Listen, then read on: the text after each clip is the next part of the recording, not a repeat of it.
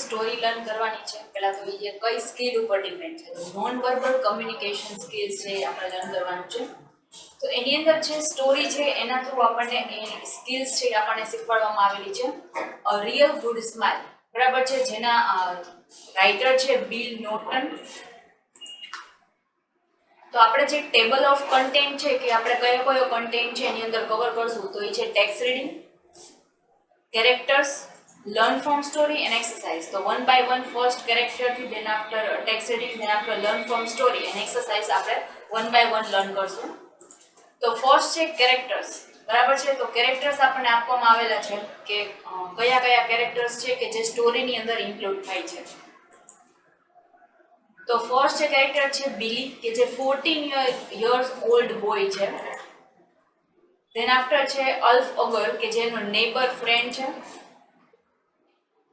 Next છે Tom PT કે જે ઓઇલર એન્ડ ગ્રીસર છે. એન્ડ નેક્સ્ટ કેરેક્ટર છે મિસ્ટર બિડવેલ કે જેની આજે સ્ટોરીની અંદર જે પ્લેસ છે ત્યાંનો ઓનર છે બોસ ઓફ લોકોશન, બરાબર છે. તો આ રીતે 4 કેરેક્ટર છે એ અંદર આપવામાં આવેલા છે. એમાં મેઇન છે બિલી, અલ્ફગર એન્ડ મિસ્ટર બિડવેલ. તો ટેક્સ્ટ રીડિંગ કરતા પહેલા આપણે એની બેઝિક સ્ટોરી જોઈ લઈએ કે બિલી નામનો 14 years ઓલ્ડ જે છે એ છોકરો હોય છે. તો એ બોય છે એને જોબ કરવાની હોય છે. તો એના બધા જ જે ફ્રેન્ડ્સ છે એ લોકોમાં એવી રીતે હોય છે કે એની સ્કૂલ પૂરી થાય, બરાબર છે, 14 yearsના કે 15 ત્યાં સુધીમાં એ લોકોએ એનું સ્ટડી પૂરું થાય એટલું સ્ટડી થાય એટલે એને તરત જ જોબ છે એ કરવા મળવાની, બરાબર છે. તો બધા એના ફ્રેન્ડ્સ છે એને અલગ અલગ જગ્યાએ જોબ મળી જાય છે. બટ બિલી છે એને એવી કોઈ જગ્યાએ જોબ નથી કરવી કે જ્યાં ગ્રોથ ન હોય અથવા તો એને એવી ચીપ જોબ કરવી છે એ નથી કરવી, બરાબર છે. એના ફ્રેન્ડ્સ બધા છે એને ગમે ત્યાં જોબ મળી તો ત્યાં એને કરી લીધી. બટ બિલીને ત્યાં નથી કરવી હતી. તો લોકો શેડ નામનું જે કંપની છે એ ખૂબ જ બિગ કંપની છે કે જ્યાં જોબ છે એ મળવી બહુ મુશ્કેલ વસ્તુ છે, બરાબર છે. તો ત્યાં છે એ જોબ એના પેરેન્ટ્સ છે એને ફોર્સ કરે છે કે તારે છે એ જોબ ત્યાં કરવાની, ત્યાં તને 1 by 1 છે એ પ્રમોશન મળશે, તો પોસ્ટ છે એ સારી જગ્યાએ થોડાક ટાઈમમાં છે એ આવી જશે, બરાબર છે. તો આવી એને કહે છે અને પ્રેશર આપે છે કે તારે ત્યાં જ જોબ કરવાની છે.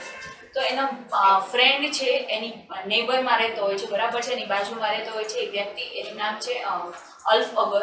એ એને કહે છે કે એના કોઈક જાણીતામાં છે કે જે આ મિસ્ટર બિડવેલ કે જે લોકો શેડના ઓનર છે, બરાબર છે, એને ઓળખે છે અને એની બધી વસ્તુઓ છે ત્યાં એનું થઈ શકે એમ છે, બરાબર છે. ઇન્ટરવ્યુ ને બધું પોસિબલ થઈ શકે એમ છે. તો એ વ્યક્તિ એને કહે છે, એ અલ્ફગર એની ઘરે આવે છે અને કહે છે કે મંડે મોર્નિંગના આજે છે આપણે ઇન્ટરવ્યુ ગોઠવેલું છે, બરાબર.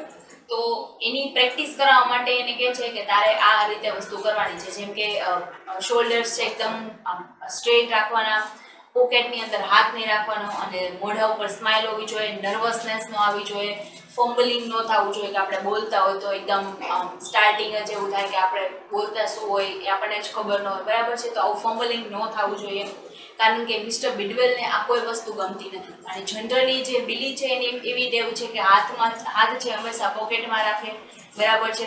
તો આ રીતે એની ટેવ છે કેવી છે કે જે મિસ્ટર બિડવેલને ન ગમે એની એકદમ ઓપોઝિટ એની બધી ટેવ છે.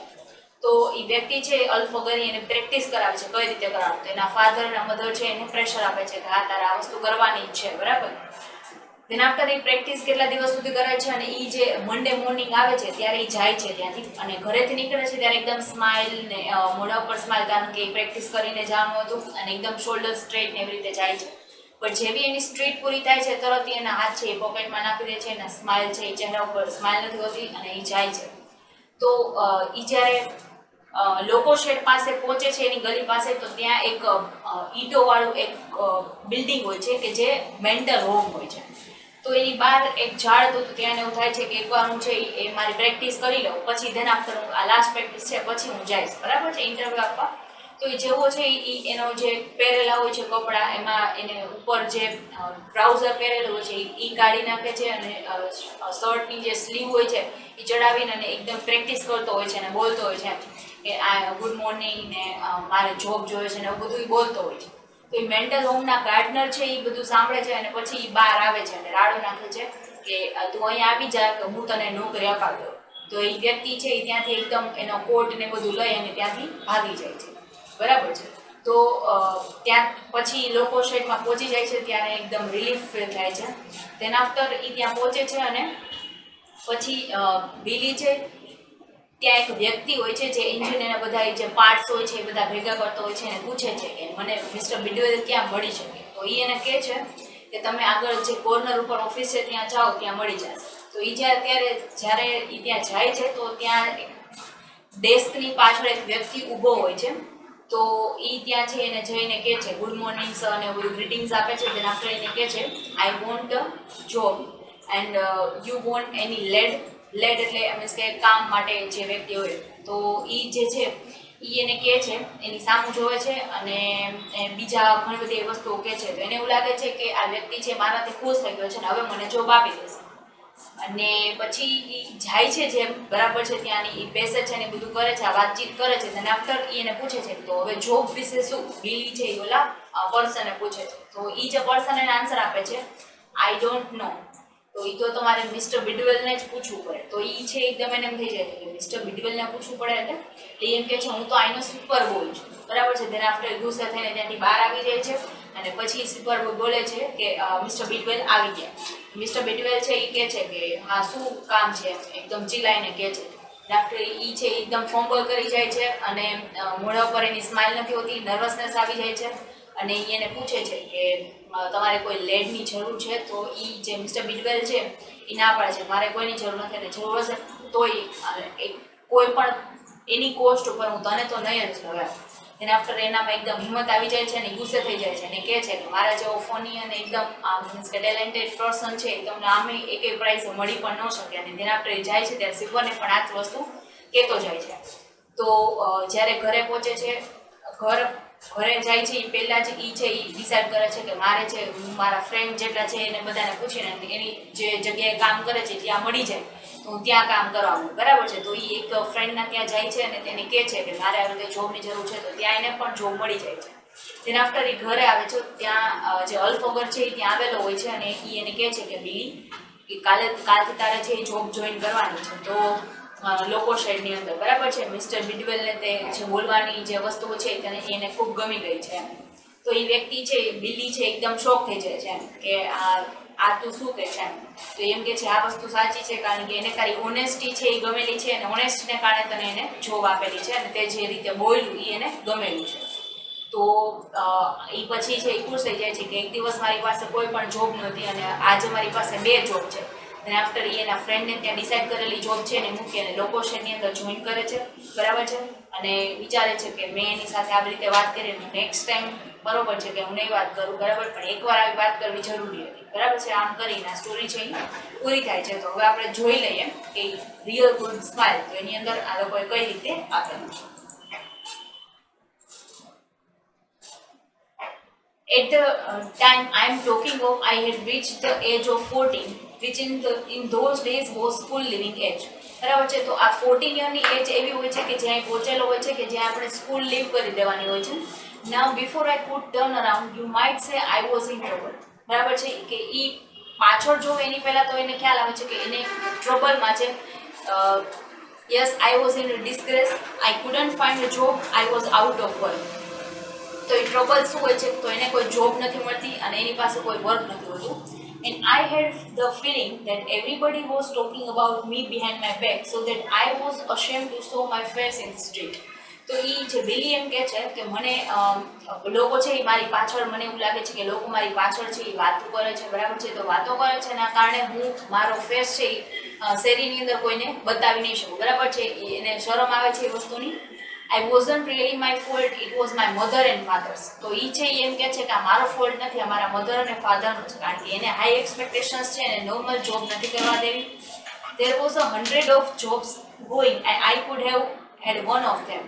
અહીંયા 100 પ્રકારની અલગ અલગ જોબ છે જેમાંથી મને એક તો મળી જ જાય, બરાબર છે. બટ આ લોકોની જે એક્સપેક્ટેશન્સ છે એના મધર ફાધરની કઈ છે તો કે લોકો શેડમાં જ જોબ મળવી જોઈએ. They have got to have some special job for him, something with a future in it, as they say. તો એના પેરેન્ટ્સ એવું કહે છે કે તારે એવી સ્પેશિયલ જોબ અને ગોતવી જોઈએ કે જેની અંદર કંઈક ફ્યુચર હોય. At that time, the spinning mills were terribly short of little pieces. My mom and said wanted me to go and work as an apprentice in the locomotive shed. ત્યારે little પીશર્સની છે એ spinning મિલની અંદર ખૂબ જરૂર હતી, તો ત્યાં નોકરી મળી છે, ખૂબ જ એકદમ ઇઝી હતું. બટ એના ફાધર એના મધર એવું કહે છે કે તારે લોકોમોટિવ શેડની અંદર એપ્રેન્ટિસ મીન્સ કે ટ્રેનિંગ તારે ત્યાં લેવી જોઈએ. If I got the job, I would start as a dirt wiper. Then in a few years, I would become a greaser. After a long time, they would give me an oil can and make an oiler and greaser. Then, as the time went on, I would be promoted to a job on a footplate of an engine and learn to be a fireman and stoke up the engine of the train. તો એને કહે છે કે જો locomotive shade છે એની અંદર જો મને જોબ મળી જાય તો એની અંદર સ્ટાર્ટ ક્યાંથી થાય, તો કે ડર્ટ વાઇપરથી સ્ટાર્ટ થાય. તેને આફ્ટર મને ઓઇલર મીન્સ કે ઓઇલ બધાની અંદર કરવાનું હોય, ઓઇલર બનાવી દે. તેને આફ્ટર મને પ્રમોશન થોડોક ટાઈમ થાય એટલે પ્રમોશન ઓઇલર અને ગ્રીઝર થઈ જાય. તેના આફ્ટર થોડોક ટાઈમ થાય એટલે મને એન્જિનના પાર્ટ્સમાં એના ડિપાર્ટમેન્ટમાં રાખે ને. દેન આફ્ટર જે થોડોક ટાઈમ થાય બરાબર, થોડાક વર્ષો જાય પછી મને એ જે ટ્રેન છે એના એન્જિનના સ્ટોકમાં બરાબર છે એની અંદર રાખી દે. તો આ કોઈને મનમાં વિચાર આવે છે. Then with a bit of luck, I might become an engine driver when I was about 50. જ્યારે 50 વર્ષનો થાવ તો હું કયો બની જાઉં, તો કે એન્જિન ડ્રાઈવર છે, એન્જિન ચલાવવા માટે જે ડ્રાઈવર છે એ બની જાઉં. બરાબર છે. આ એક જે લોકોમોટિવ શેડની અંદર મળે તો આ એનું future. It needed a lot of influence to get a job there. બરાબર છે. તો ત્યાં જવા જોબ મળે એના માટે ઘણું બધું ઇન્ફ્લુઅન્સ જોઈએ. બરાબર છે. ઘણી બધી વસ્તુઓ છે એ હોવી જોઈએ.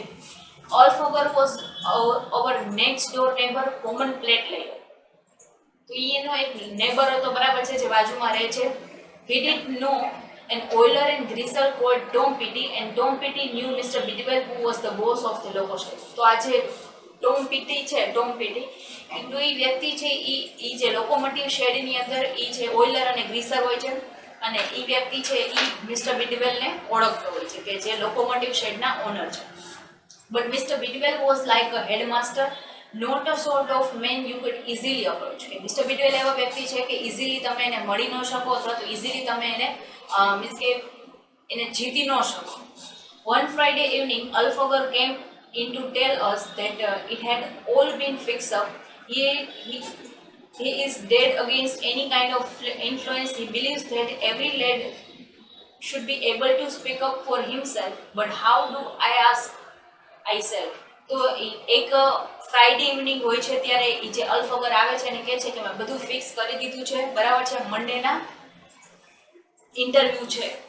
તેના આફ્ટર એને કહે છે કે એને કોઈ પણ ઇન્ફ્લુઅન્સ છે બરાબર છે કે એને એના અગેન્સ્ટ કોઈ પણ ઇન્ફ્લુઅન્સ છે એના આગળ કામ નથી કરતું, પણ બધા લોકો એવું માને છે ત્યાં બરાબર છે કે પોતાને જાત માટે એને બોલવું જોઈએ. તો તારે છે એ જોબ માટે તારે જ બોલવું પડશે. તો એને કહે છે હું બટ હું કઈ રીતે કહું. તો અલ્ફ એને કહે છે come here and I will show you, said Alf. તો એને કહે છે તું અહીંયા હું તને બતાવું. My mom and dad stood by and watched while Alf explain. તો એ અલ્ફ જ્યારે મને એક્સપ્લેન કરતો હોય છે કઈ રીતે બોલું ત્યારે એના ફાધર અને મધર છે એને જોતા હોય છે, ત્યાં જ ઊભા હોય છે. He can't bear the sight of lead with his hands in his pocket. તો જ્યારે અલ્ફ એને કહે છે કે એ જે પર્સન છે મિસ્ટર બિડવેલ એને કોઈ હાથમાં પોકેટ રાખીને મીન્સ કે પોકેટમાં એને હાથ રાખીને ઊભું હોય એવા વ્યક્તિ એને નથી ગમતા. I pulled my hands out of the pocket at once, but my father spotted me. I have been telling him for years not to walk about with his hands in his pocket, he said.